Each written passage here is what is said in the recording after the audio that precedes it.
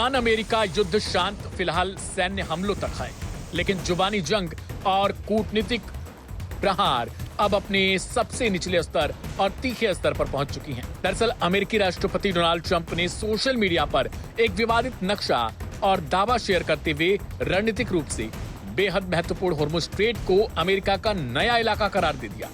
Trump के इस दावे के सामने आते ही तेहरान से ऐसा पलटवार मिला कि खुद अमेरिका और राष्ट्रपति ट्रंप भी दंग रह गए होंगे। ईरान के उप विदेश मंत्री कासिम गरीबाबादी ने डोनाल्ड ट्रंप के इस दावे पर तंज कसते हुए सीधे तौर पर उन्हें गंभीर मानसिक बीमारी से पीड़ित बता दिया। गरीबाबादी ने ट्रंप का नाम लिए बिना लिखा कि वे सिजोफ्रेनिया नाम की एक जटिल मानसिक बीमारी का शिकार हो चुके हैं। ईरान के उप विदेश मंत्री गरीबाबादी ने जिस बीमारी का जिक्र किया है उसे जानकर आपके भी होश उड़ जाएंगे कि आखिर उन्होंने अमेरिकी सदर को किस कदर से जवाब दे दिया है। आसान भाषा में समझें तो सिजोफ्रेनिया एक बेहद जटिल और गंभीर मानसिक विकार है, जिसे हिंदी में मनोविदलता या एक तरह का मानसिक पागलपन भी कहा जाता है। इस बीमारी से पीड़ित व्यक्ति का वास्तविकता और सच्चाई से संपर्क पूरी तरह खत्म हो जाता है। उसकी सोचने समझने की क्षमता गड़बड़ा जाती है, माने खराब हो जाती है। इसके दो सबसे बड़े लक्षण होते हैं। पहला हेलुसिनेशन यानी मतिभ्रम, जिसमें इंसान को ऐसी चीजें दिखाई या सुनाई देती हैं जो असल में होती ही नहीं है। और दूसरा डिल्यूजन माने भ्रम, जिसमें मरीज को बिना किसी आधार की विश्वास हो जाता है कि दुनिया या कोई चीज उसकी अपनी है या उसके खिलाफ कोई साजिश हो रही है। ईरानी उप विदेश मंत्री ने तंज कसते हुए लिखा कि मनोविज्ञान के डॉक्टरों की सलाह के मुताबिक ऐसे मरीजों को 24 घंटे डॉक्टरों की निगरानी और इलाज में रखा जाना चाहिए। ईरान का सीधा इशारा था कि ट्रंप का हॉर्मुज़ स्ट्रेट को अमेरिका का इलाका बताना उनके किसी वास्तविक ताकत का नहीं, बल्कि इसी मानसिक भ्रम और हेलुसिनेशन का नतीजा है। हॉर्मुज़ स्ट्रेट दुनिया का वही समुद्री रास्ता है जहां से वैश्विक तेल व्यापार का एक 5वां हिस्सा गुजरता है। इस इलाके पर ईरान का ऐतिहासिक और भौगोलिक नियंत्रण है। ट्रंप प्रशासन लगातार यह दावा करता रहा है कि अमेरिकी नौसेना ने इस रास्ते पर अपना शिकंजा कस लिया और आर्थिक नाकेबंदी के जरिए ईरान की कमर तोड़ दी है। लेकिन ईरान के कड़े बयानों और सैन्य तैयारियों से साफ हो चुका है कि वह अमेरिका के इस दावे को सिर्फ एक कागजी छलावा मानता है। गरीबाबादी का यह तीखा बयान वॉशिंगटन को यह संदेश देने के लिए काफी था कि फारस की खाड़ी में अमेरिकी प्रभुत्व का दावा कोई जमीनी हकीकत नहीं, बल्कि अमेरिकी हुक्मरानों का एक मुगालता मात्र है। मिसाइलों और ड्रोन हमलों के बीच अब तेहरान और वाशिंगटन के बीच यह मनोवैज्ञानिक और शब्दों की जंग एक नए दौर में प्रवेश कर चुकी है। एक्सपर्ट्स कहते हैं कि यह सिर्फ कुछ ही देर के लिए शांति है। इसके बाद एक और युद्ध छिड़ सकता है, जिसके लिए पहले से ही ईरान कड़ी तैयारी कर रहा है।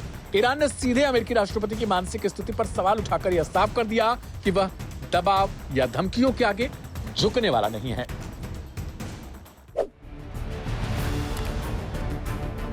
अमेरिका के ही हथियार से अब अमेरिका को करारा जवाब देने के लिए ईरान पूरी तरह तैयार है। जी हां, तेहरान से आई एक सैन्य तस्वीर ने वाशिंगटन से लेकर पेंटागन तक की नींदें उड़ा दी। बीते कुछ सालों से अमेरिका और डोनाल्ड ट्रंप ईरानी द्वीपों को निशाना बनाने और फारस की खाड़ी में अमेरिकी सैनिकों को जमीन पर उतारने की लगातार धमकियां दे रहे हैं। लेकिन वाशिंगटन की कड़ी नौसैनिक नाकेबंदी और चौतरफा पाबंदियों के बीच तेहरान ने अपनी फौजों को एक बेहद खतरनाक एयरबॉर्न असॉल्ट यानी हवाई हमले की ट्रेनिंग देना शुरू कर दिया है। और इस युद्धाभ्यास में ईरान जिस भारी भरकम मिलिट्री हेलीकॉप्टर का इस्तेमाल करता है वह कोई और नहीं बल्कि अमेरिका का ही मशहूर CH-47C चिनूक है, जिस हथियार को अमेरिका ने कभी बेचकर मुनाफा कमाया था।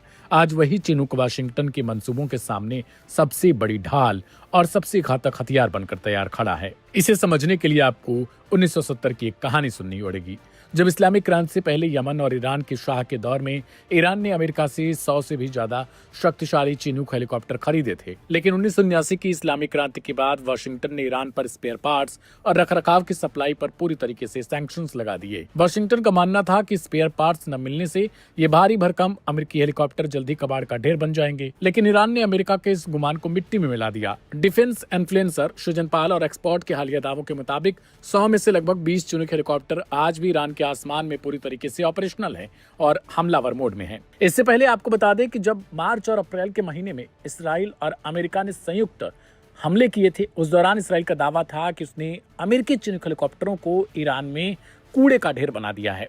लेकिन इसके बावजूद अब खबर आ रही है कि 20 से ज्यादा चीनी हेलीकॉप्टर आज भी ईरान के आसमान में पूरी तरीके से ऑपरेशनल हैं, बिना किसी अमेरिकी मदद के। ईरान ने स्थानीय स्तर पर पार्ट्स तैयार करके और रिवर्स इंजीनियरिंग के दम पर इन दशकों पुराने अमेरिकी विशालकाय हेलीकॉप्टरों को आज भी बिल्कुल नया और घातक बनाए रखा है। चिनूक हेलीकॉप्टरों की यह स्पेशल ट्रेनिंग ईरान की रणनीतिक घेराबंदी के लिहाज से बेहद अहम मानी जा रही है। फारस की खाड़ी और होर्मुज जल डमरू मध्य में ईरान के पास कई बेहद संवेदनशील और रणनीतिक द्वीप भी हैं। युद्ध की स्थिति में अगर अमेरिका या उसके सहयोगी इन द्वीपों पर कब्जा करने या फिर अमेरिकी फौजों को जमीन पर उतारने की हिमाकत करते हैं तो ये चिनूक हेलीकॉप्टर ईरान का सबसे बड़ा हथियार साबित होंगे। इन विशालकाय चिनूक के जरिए ईरान अपनी स्पेशल फोर्सेज और भारी सैन्य हथियारों को चंद मिनटों में फारस की खाड़ी के किसी भी द्वीप पर एयर ड्रॉप कर सकता है। यह युद्धाभ्यास दुनिया को एक साफ संदेश देता है कि असली सैन्य ताकत सिर्फ नए हथियार खरीदने में नहीं, बल्कि वक्त आने पर भरोसेमंद प्लेटफॉर्म को ऑपरेशनल रखकर दुश्मन की धज्जियां उड़ाने में होती है। दशकों पुरानी अमेरिकी तकनीक से ही अमेरिका के खिलाफ जंग की यह तैयारी वाशिंगटन की युद्ध नीतियों पर भी एक बहुत बड़ा सवालिया निशान खड़ी करती है। ईरान ने यह साबित किया है कि पाबंदी और नाकेबंदी के बावजूद अपनी संप्रभुता और सीमाओं की रक्षा के लिए वह किसी भी हद तक जा सकता है। जिस चिनूक को कभी अमेरिका ने अपनी ताकत के गुरूर में बेचा था, आज वही चिनूक फारस की खाड़ी में अमेरिकी मंसूबों के लिए सबसे बड़ा दुश्मन बन चुका है।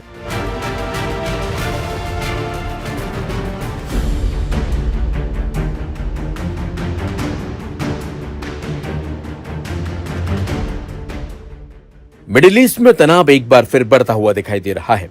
ईरान ने अमेरिका और इजराइल को कड़ी चेतावनी दी है।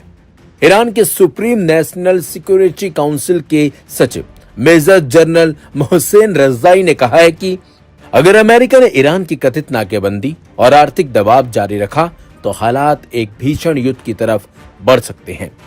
उन्होंने यह भी चेतावनी दी है कि ऐसी स्थिति में ईरान पूरे क्षेत्र में मौजूद अमेरिकी ठिकानों और उसके आर्थिक हितों को निशाना बना सकता है। ईरानी राज्य समाचार एजेंसी IRIB के मुताबिक अल मनार को दिए गए एक इंटरव्यू में मोहसेन रज़ाई ने इजरायली प्रधानमंत्री बेंजामिन नेतन्याहू को लेकर भी बेहद कड़ा बयान दिया। उन्होंने कहा कि अगर तनाव दोबारा बढ़ता है तो नेतन्याहू को इसके गंभीर परिणाम भुगतने पड़ेंगे।